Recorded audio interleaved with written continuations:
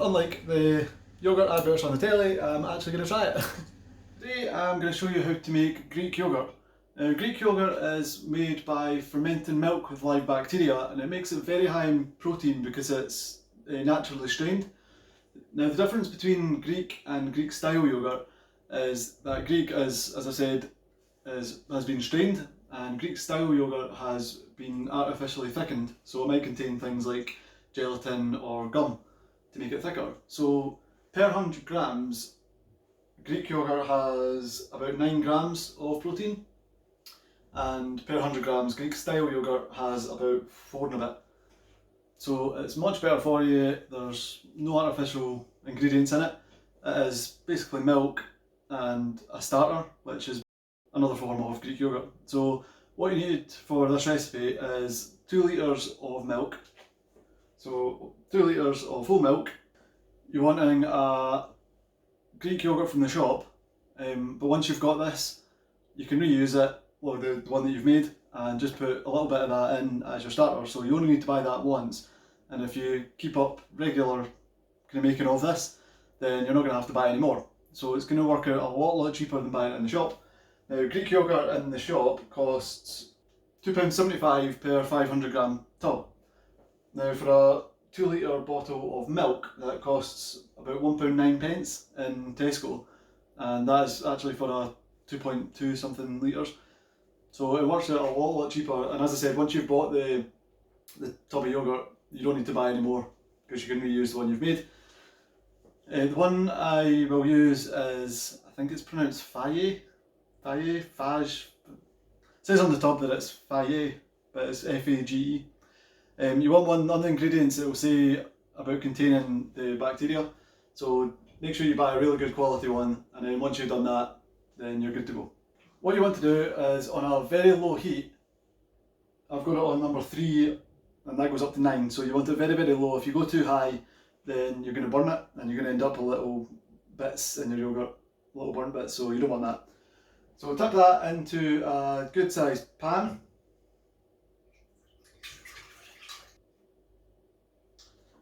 There we go. Stick that on the heat, put the lid on and just leave it. Now, I've got a thermometer here. You want to make sure you're able to test the temperature accurately. You want it to slowly heat up to 85 degrees C. I have actually a meat thermometer, but I'm meant to be getting a proper one that you can use in liquid, but that's totally fine. As long as you can dip something in and you can test the temperature, then you're totally fine. So heat it up to 85 degrees very slowly and we'll move on. It usually takes a good hour or two. It can take a little while, so make sure you're checking it and make sure you're just stirring it every so often as well. So that's been about 50 minutes and I've stirred that a few times since the start, and we're up to 65 degrees. So hopefully that'll be ready in the next maybe 20 minutes, and then we'll move on to the next step. Right. So that's us got to 85 degrees, and the reason we go to 85 degrees is that is the temperature that it removes the unwanted bacteria. It also helps the curds unwind easily, so we need this to help create the thickness of the yoghurt, and it also cooks off some of the whey, which again helps to create some thickness in the yoghurt. So remove that from the heat, turn that off. We now need to wait for that to cool down to about 40 to 45 degrees, and this is the right temperature for it to thicken up. So leave that and then we'll get on to the next stage. And again, this can take a little while to do that, so if you are making yogurt, make sure you do have a full day to do it because it can take quite a long time. Right, that is another hour and a little bit later, and we're currently on 45 degrees, so that is the magic number for the next step.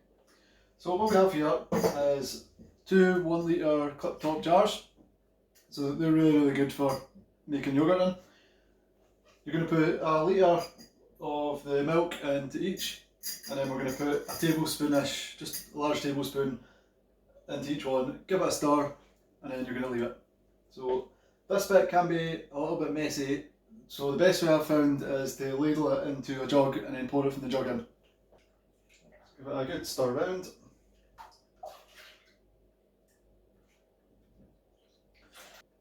With the starter, you want to make sure that's out of the fridge before you're doing this, otherwise it'll lower the temperature of your yoghurt, and it wants to be sitting between 40 and 45 degrees for the next step when it's fermenting for a bit. If it lowers the temperature down, then it's not going to work properly.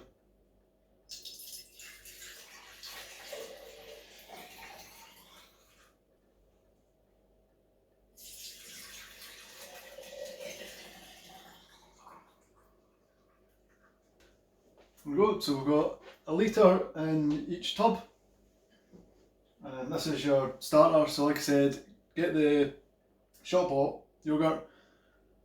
For the first time you're making it, add a large tablespoon, so a good heaped tablespoon to each one.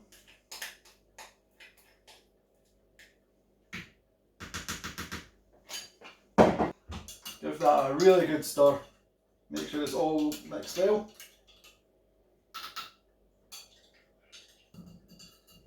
Close them up.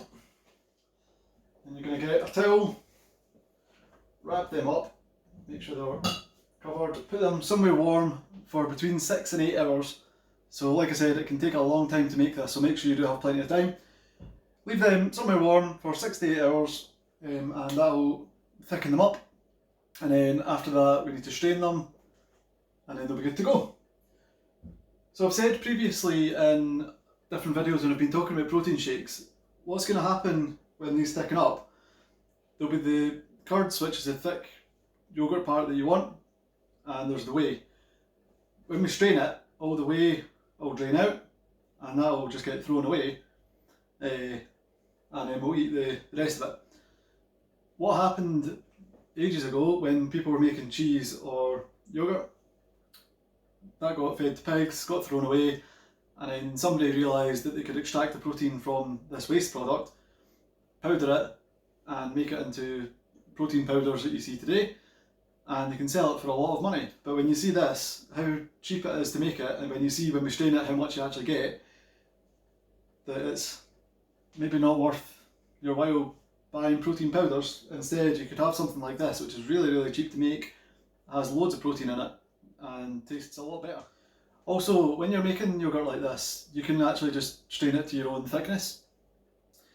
I like it really thick, so I strain it, most of the liquid out of it, and I'll get about a litre of yoghurt from that. So there's 2 litres in there. If you want to, once it's fermented, you can leave it, like strain it a little bit so it thickens up. You can have it a more runny consistency, or you can strain it like I do for a couple of hours, get most of the liquid out of it, and then you're left with a really thick, really high protein yoghurt, and that'll give you a litre and a tiny little bit left over. And the little bit left over I usually put into a tub, and then I'll use that as my starter for the next batch of yoghurt that I make. In the meantime, whilst that's doing its thing, you can sit and have a cup of tea, do whatever you need to do, other jobs around the house. Just enjoy yourself.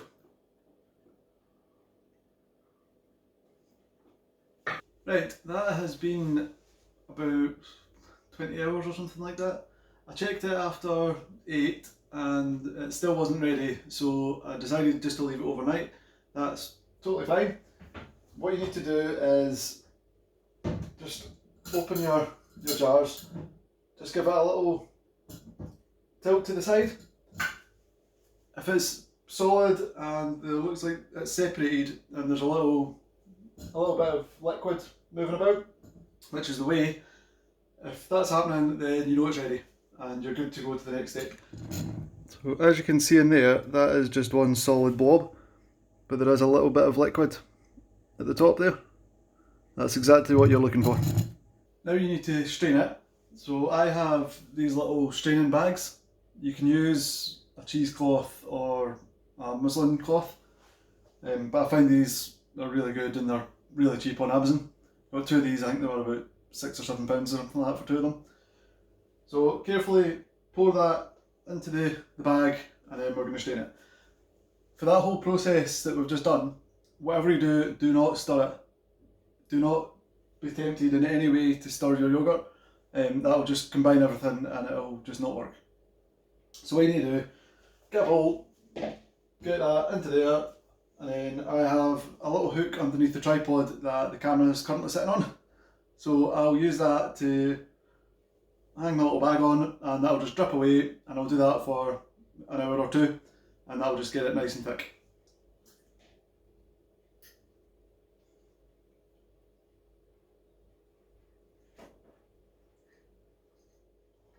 There we go, so you can see that's dripping away, that's the whey coming out of that. And with the jar you can see it has pretty much just slid completely out in one big blob. Again, when that happens, you know that it's worked really well. So I'm going to hang this up to strain and then we'll come back in a couple of hours. Right, that's been about an hour and a half later. That's been straining for, so I've got a bowl and another sterilised clip top jar. That's the one that we're just going to keep it in the fridge. So all we need to do now is empty the straining bag, put it into the tub and get it into the jar. There we go. So that's our yoghurt, and that is just the leftovers, which is whey. So this bit is a little bit messy. There's no other way of doing this rather than just getting your hands dirty.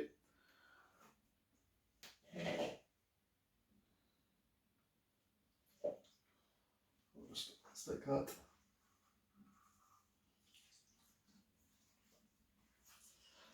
Turn that inside out.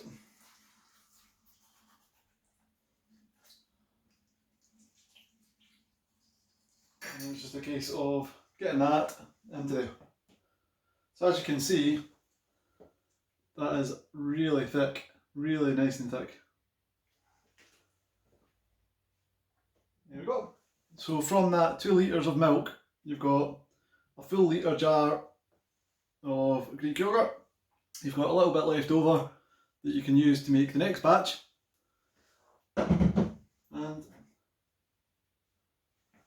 And that is your whey. So basically this is the waste product that they use to make whey protein powders.